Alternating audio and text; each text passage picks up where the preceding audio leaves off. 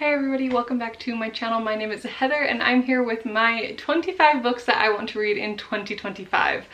I have a very big stack and I don't even actually own all of these books physically, so this is a lot of reading. I don't necessarily every year try to get the number of whatever the year is, so like last year my TBR was less than 24 books. But it just so happened this year that I did have that many books that I wanted to read. I actually probably have more than this, but I decided to stick to the 25 just for the purposes of not overwhelming myself with a TBR that I have to finish. So, before we dive into it, I thought I would talk through some of my just general reading goals for the year.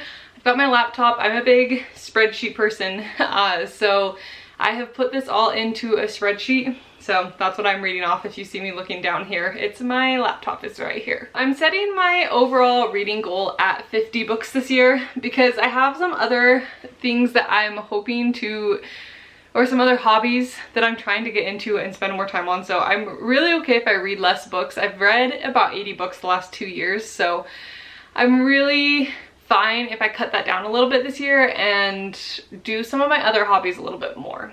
And then I don't have a ton of other like specific goals that I want to do, but I do want to read 4 nonfiction books. Last year I set my goal at what, like 8? Let me see. Yeah, I set it at 8. I think I read 1 all year, maybe 2. So I decided to make it a little bit more realistic and I'm only going to shoot for 4 nonfiction books, and I did add 2 to my TBR for the year, so hopefully that helps a bit to actually reach that nonfiction reading goal. I would love to finish some more series this year. I think basically my goal is to just finish more series than I start. We'll see how that goes though, because I am in the middle of a few series that they're more like universes where they have multiple series within them. So for example, I'm in the middle of the Shadowhunter Chronicles, the Ender's Verse, books like that just have a lot of series, so we'll see how that one goes. I'm not putting too much pressure on that one. And then the other big thing that I would like to do, if you haven't been following along on my channel, I've started, let's see what it would have been, in 2023 I started doing a challenge to read a book by an author from every country around the world. So I'm calling it my Around the World in Books challenge, and I'm setting my goal to make 6 videos, or basically check off 6 different regions. When looking through my spreadsheet earlier, there are only 5 regions left that I haven't read a single book from. So those regions are Central America, Caribbean, Middle East, North Africa, and Central Africa. So I for sure want to hit all of those, because then by the end of the year, I will have read at least 1 book from every region that I'm shooting for. And then I also want to hit East Europe, because I have a lot of books that I'm really excited about for Eastern Europe, and I've only read 1 book from there. So that will be the start of trying to get some of those regions that I've only read 1 book from. So that's kind of where I'm planning on doing my Around the World in Books reading for this next year. So I'll have to do some research at some point and figure out which books I want to do for those videos. If you have any suggestions of books from countries specifically within those regions, please let me know down below, because that helps a lot if I could have some people help me with my research. Anyways, that is kind of my overall reading goals, so let's just dive into the 25 books that I want to read in 2025. I have broken these down into a few categories. So the first category is books that are the next book in a series that I want to continue for the year. And the first one for this one is Foul Lady Fortune by Chloe Gong.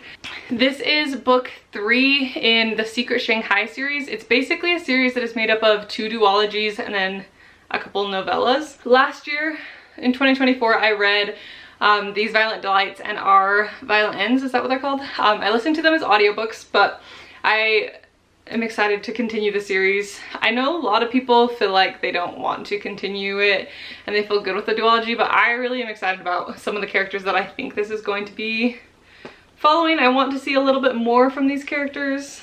If you don't know, basically the Secret Shanghai series is set in 1920s Shanghai, and the first 2 books you are following a Romeo and Juliet retelling. From what I understand, this is also a Shakespearean retelling, but I'm not sure of which one. So if you know, please let me know in the comments. It's not one that is as common, I don't think, but basically to continue the series, you read this one, and then the next one would be the like novellas, and then you read the second book in this duology. So really excited about this one. My in-laws got it for me for Christmas, so I can now continue this one, so pumped for that. The next series that I want to continue is also one that I started this year, and that is the Temeraire series by Naomi Novik.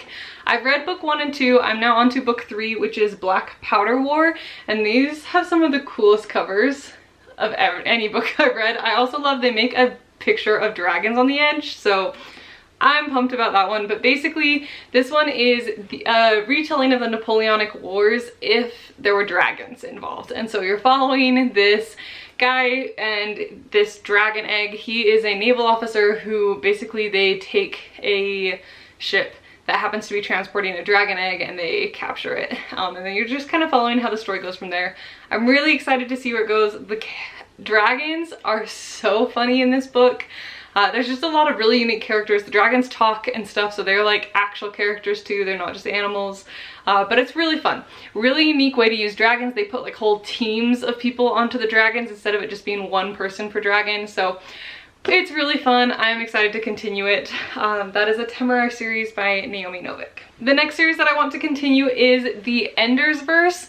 And this one's kind of weird because I'm starting a series but also continuing because this is the second series in the Endersverse. Basically between Ender's Game and then the second book in the series, there's a bit of a jump, a time gap, and so this series goes back and fills in that time gap. It looks like you're following one of the other boys that Ender meets in the very first book in Ender's Game, and then you're again kind of filling in that time gap between book 1 and 2. I am reading these, I think I'm reading them in publication order. I could be totally wrong on that though. I think that might be what order I'm going in. I don't know. I looked it up a while ago and I'm just following whatever order I found before. So this is the next series that I'm gonna go with. I believe it's just a trilogy. I could be so wrong on that. Let me look. Yeah, I think that this one is just a trilogy. So I'll have 2 more books after this. I do own them all. I found them all secondhand. So we'll be continuing the Endersverse this year.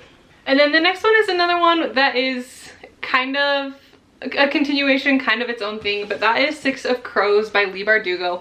And this one is the duology that comes after Shadow and Bone. I read the whole Shadow and Bone trilogy this year and I really enjoyed it. Six of Crows, from my understanding, is set in the same world, kind of the same timeline, but it's a totally different set of characters. And this one is very much so a heist book, which I'm really excited for. Everybody seems to really love this. A lot of people, I feel like, have gotten into reading by reading this duology. I also feel like a lot of people tell you to skip the Shadow and Bone series, but I really enjoyed it, so I don't know. I would recommend reading Shadow and Bone, but I'm really excited to continue with Six of Crows because I do know that this one is a fan favorite. And then the next one I don't actually own the physical book for. That is City of Ashes by Cassandra Clare. This is book 2 in the, I don't know what the name of, are they the Mortal Instruments series, which is part of the Shadowhunters Chronicles. I just barely finished City of Bones and I'm really excited to continue the series. So I'm going with what a lot of people call online the Cassandra Clare reading order, but that's not what's currently on her website anymore, so I'm a little bit confused. But it's basically you read the first 3 Mortal Instruments books and then you jump to one of the other series, the ones that starts with like Clockwork, and then you go back to the other 3. So that's what I'm doing. Let me know if you think that that's wrong or if you recommend a different reading order, but that's based off of my Googling what seems to be kind of a generally suggested one. It was on her website at one point, but that's not anymore. But my next one is City of Ashes, so I'm excited to get into that one. These ones are urban fantasies and I don't read a lot of urban fantasies, but it's fun every once in a while. Okay, and then the next one, we do technically own this book, but my dad currently has it. So that is Words of Radiance by Brandon Sanderson. This is book 2 in the Stormlight Archive. I read Way of Kings at the beginning of the year in like March, but these books are so long that I just haven't gotten back around to reading the next book. So I really want to get into it. A lot of people seem to think that this is one of the best ones in the series, and book 5 just barely came out. So the series, or like the current arc, is completed, and then the series is going to continue, but it'll be kind of taking, usually they're a time jump. I don't know. I'm not going to get into the whole Brandon Sanderson worlds of things, but I do want to read the second book at least this next year. Maybe more. We'll see how I'm feeling. And then the last series that I want to continue. This one's not really so much of a series, but I've been reading through the Hercule Poirot books by Agatha Christie. And the next one that I have is The Mystery of the Blue Train. I have kind of jumped around a bit, but I'm trying to go through in order as much as I can. And this is the next one that I need to read as far as which ones I'm actually read up to. So, Mystery of the Blue Train, I haven't bought it yet, but I will need to find that because that's my next Poirot that I want to read this year. And that's the end of the series that I want to continue. So then I have 2 books that are series that I want to start. The first one is The City of Brass by S.A. Chakraborty. I don't know hardly anything about the series, but honestly the covers are really cool. And that kind of sold me. I do think I read the back at one point. I believe that these are very much so based off of Middle Eastern folklore, which is really cool. I love books that are based off of folklore that is not just kind of your classic European ones. Like, everybody kind of bases things off of Shakespeare, or they base them off of the Grimm fairy tales, or Hans Christian Andersen. Like, you kind of have retellings of the same stories over and over again. So I love when you get a retelling or something that's based in folklore from a different country or a different region where you don't typically get a lot of retellings from. So I'm really excited about this one. I think it has to do with maybe some jinn. I could be totally wrong about that. But oh no, it does. Okay, yes.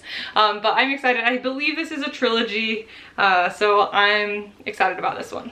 And then I have one sci-fi series that I want to start this year, and that is Hyperion by Dan Simmons. I've seen really good things online about this. I've heard that there are some really cool, I guess, creatures. I don't know, monsters maybe? I don't know what the right word is for those, but I think they're called the Shrike. And I've heard that they're really cool and really freaky, so I'm excited about this one. I finally bought this because I've seen the cover around, and there's like this mass market one, which is like a pretty good cover. I don't mind the cover that they have on the mass market paperback. I just hate reading mass market paperbacks, the little tiny ones. The only books that I actually really put up with them for is Louis L'Amour books and Orson Scott Card. And that's just because I just happen to be collecting those. Because they seem to be published and more readily or more easy to find. But when I saw these covers in a bigger, really nice floppy book, I decided to go ahead and go grab it. So this is Hyperion. It's a sci-fi, it's some kind of galactic war. I don't really know anything else about the plot other than that there's cool creatures in it. So that will be a fun one. I love sci-fi, but I feel like I don't read as much sci-fi as I do some other books. So if you have any good sci-fi recs, please leave them down below because I'm always looking for more good sci-fi books. Okay, those are the 2 series that I want to start, and then I have a few that I believe are standalones. Hopefully these are actually standalones. If they're not, please tell me. But as far as I am aware, these are all standalones that I want to read. First one is Tress of the Emerald Sea by Brandon Sanderson. As you can tell, we're a big Brandon Sanderson household over here. My husband's it's my husband's favorite author. And so I'm trying to kind of catch up and read all of the books that he's read so that we can actually talk about them. He's also gotten my dad into them recently, so now I just have more people and I feel lost in lots of conversations. But Tress of the Emerald Sea is a standalone. It is technically in the Cosmere, but it is fully a standalone book, so that'll be nice. It's nice to have one that's a standalone every once in a while.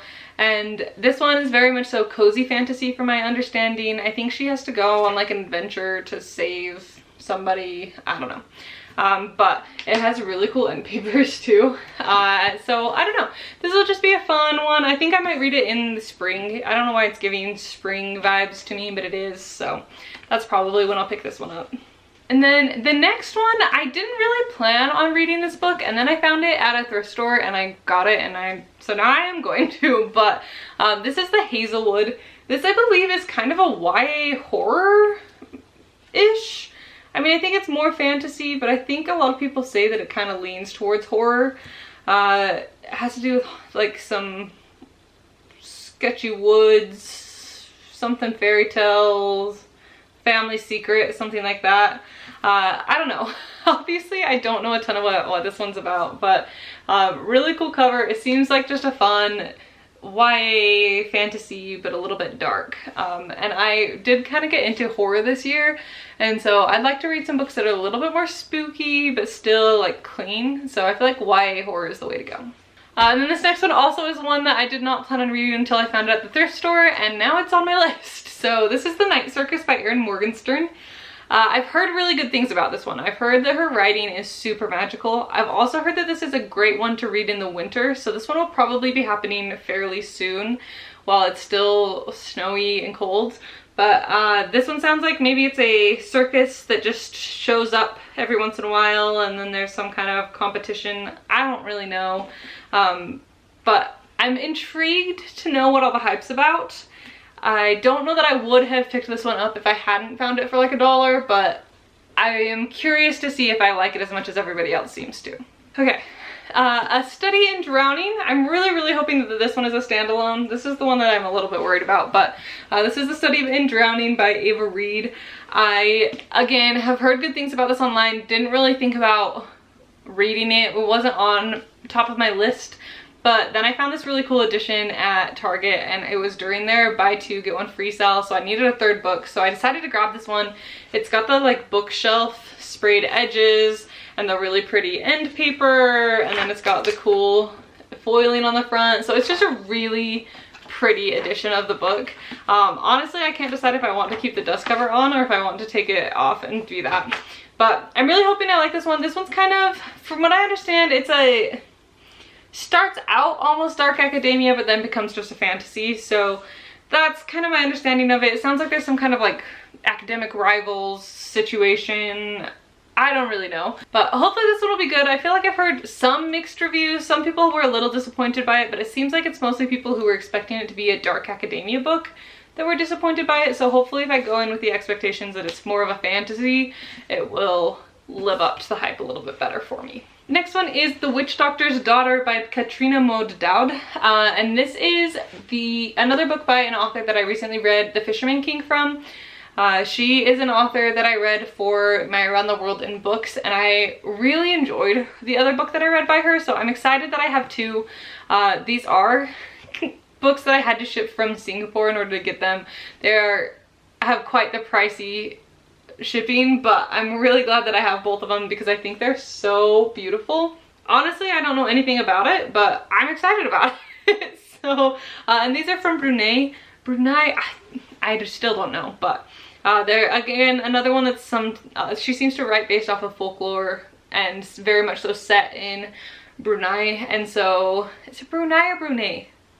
I don't know. Brunei?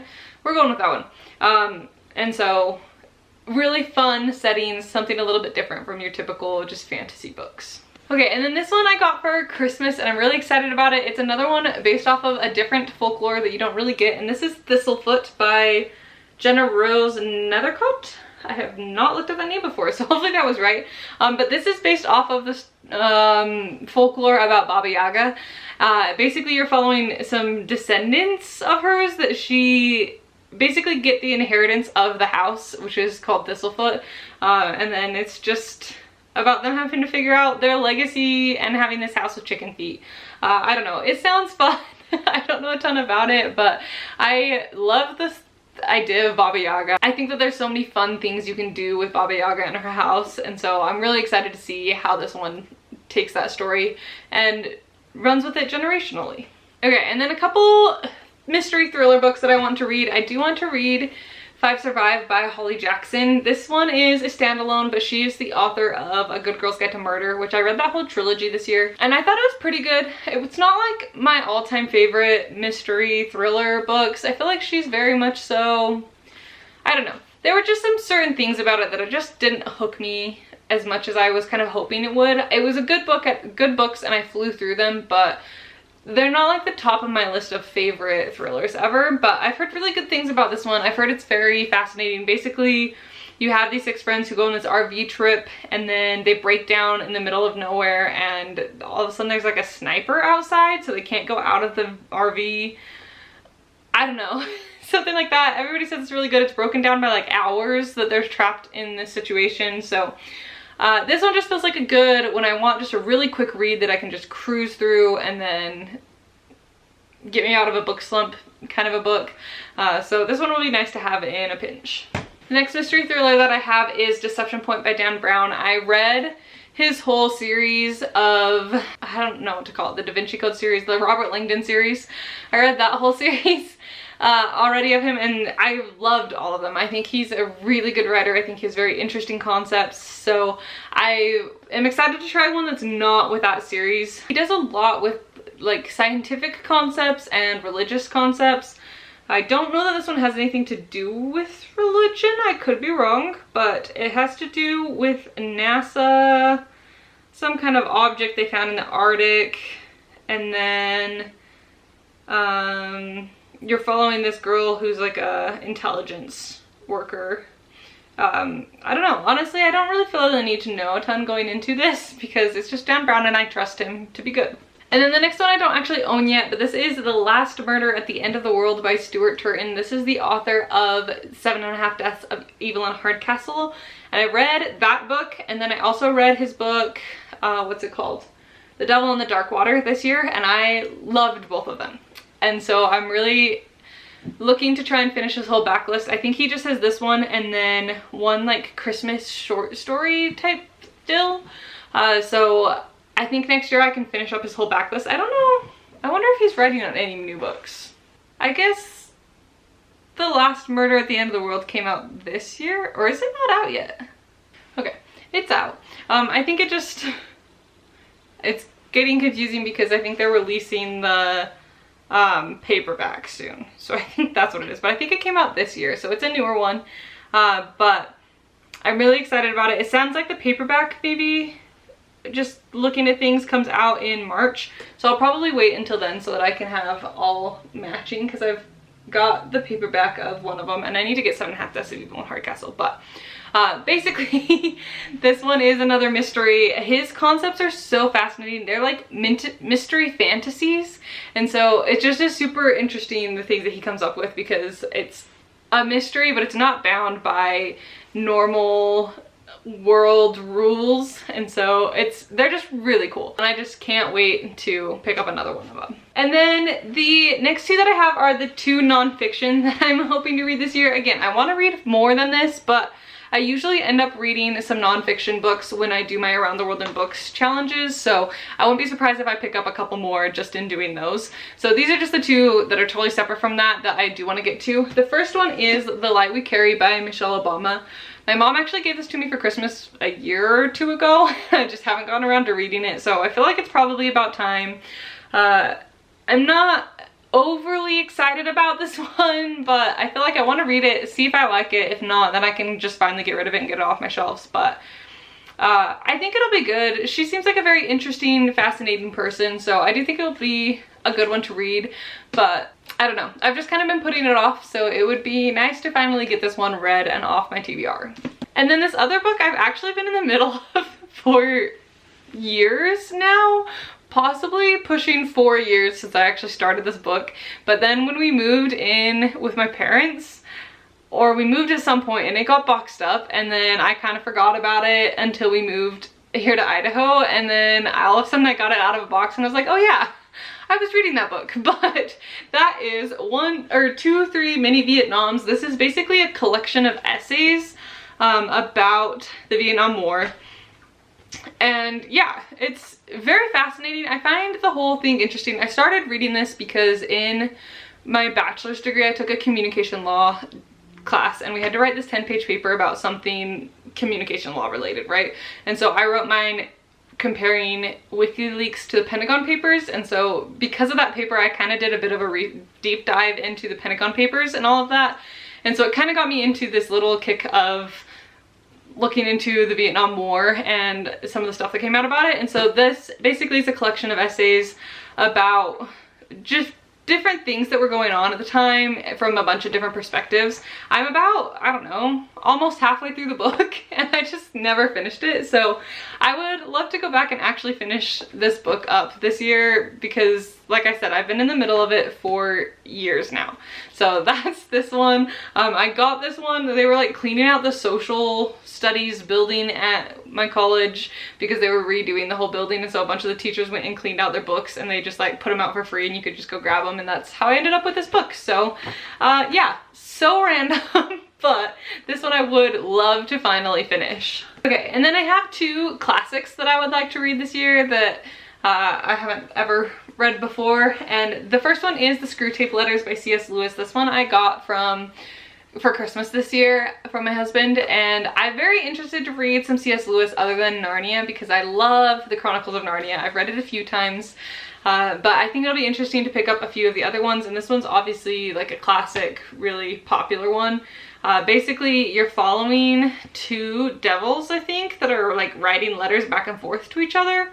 So I don't know, it'll be very interesting, but I do want to read this one. And then the other one that I want to read is Alice's Adventures in Wonderland and Through the Looking Glass. I've got a bind up that has both of them in one book, but I've never read the actual book of these. As much as I know the story and I've seen the movies and all of this stuff, I've never read the actual book. So I think it'd be very interesting to read the original one. I feel like it's very fun to go back and read the actual beginnings of things that have become so popular that just everybody knows about them, but I feel like they tend to get twisted and distorted, and when we retell them, we like to kind of put our own spin on it, and so it's very fun to go back and see what the original was. And so this is one I want to pick up probably in the spring. It feels like a great spring book, so I'll probably be saving this one for like April. Okay, and then to finish off this list, this video's gotten a little bit long, but I do have 3 books that I want to reread in 2025. The first one is The Robe. This is by, oh, I can never remember the name, Lloyd C. Douglas. And this one is, in my mind, it's a classic. I don't know if it's actually considered a classic to anybody else, but I've reread this book 2 or 3 times now. And I just really, really love it. Basically, you're following, it's a historical fiction book that's following one of the soldiers that is crucifying Jesus. And so it starts with that, and then you kind of are following the whole fallout of how that changes his life and how it affects him. It has a lot of really interesting and honestly really beautiful descriptions of PTSD and depression and just a lot of mental health things, but set into a historical fiction book. And it's just really, really fascinating. It looks at a lot of the historical context during that time that you don't get if you are like a Christian and you've read the scriptures and stuff like that. This adds a lot of the historical context that you don't really get about what's going on in politics at the time. And it's just really interesting. I really want to reread it right before Easter. I think that would be really fun to read it right around Easter time. I also would love to find an edition that I could actually annotate, because this one's just such a cool old book that I'm not drawing in it or putting sticky notes or anything. So I might look around and see if I can find a newer version of it that I can actually sit down and annotate it this time through. But one of my all-time favorite books. I love The Robe. Apparently there's a movie of it, but I haven't watched it because it sounds like it was from an era that was really rough. So I don't know, it's like a 3-hour movie or something, and I'm not sure that I'm quite willing to commit to that. So I'm gonna stick with the book, not the movie. The next one that I want to reread is one that actually was on my TBR for 2024, but I just never quite got around to, so I may still get to it if I finish the 2 books that I'm currently in the middle of, but I don't know if I'm making that happen before the end of the year. So that is The Search for Wendla by Tony DiTerlizzi. He is the author of the Spiderwick Chronicles, but this one is more of like a sci-fi series. It's definitely somewhere in between middle grade and YA. Basically, you're following humans have gone extinct and aliens have come and taken over Earth. And so you're basically following like the last human who has been grown in a lab, raised by a robot, and then her like bunker that she grew up in gets attacked, and she goes out in the world to try and survive amongst the aliens. And that's kind of the whole premise of the book. But this is one of my favorite books from when I was younger. It is a trilogy, so I would love to get back into this and reread it because it's been a long time since I read the first one. There are also really cool drawings in here. It's illustrated so well. You get some really cool drawings just throughout, like the beginning of every chapter has one, and they did just make like a kids TV show out of it. And I'm so disappointed because it looks so crazy compared to it, which I know the author was very involved in, and the author is the illustrator. But I just think that this is just, the drawings in here are just so magical feeling that I just kind of hate what they did when they cartoonified it. But anyways, it's a kid's show, it really doesn't matter, but I do want to reread this trilogy because I love it so much. Okay, and then the final book for this video, my 25th book I want to read in 2025, and my final reread is The Hobbit by J.R.R. Tolkien. I got this beautiful illustrated edition of it from my in-laws for my birthday this year. I've read The Hobbit several times. Anyways, I love The Hobbit. I'm not the hugest fan of the actual Lord of the Rings trilogy, but I do love The Hobbit so much. And so I'm really excited to reread it with this illustrated edition. I think it'll be super fun. This is another one that just says spring to me, and so I probably will reread it in the spring, but I'm so excited to read it with the illustrations. It's gonna be so much fun. Anyways, that's my final book that I want to read. The stack is very structurally unsound, but let me know what books are on your TBR for 2025, and if you've read any of these books, what you think. And just any recommendations that you have for me. So I'm gonna go ahead and let you go because this video is very long, but thank you so much for watching. I hope you enjoyed, and I will see you in the next one very soon. Bye.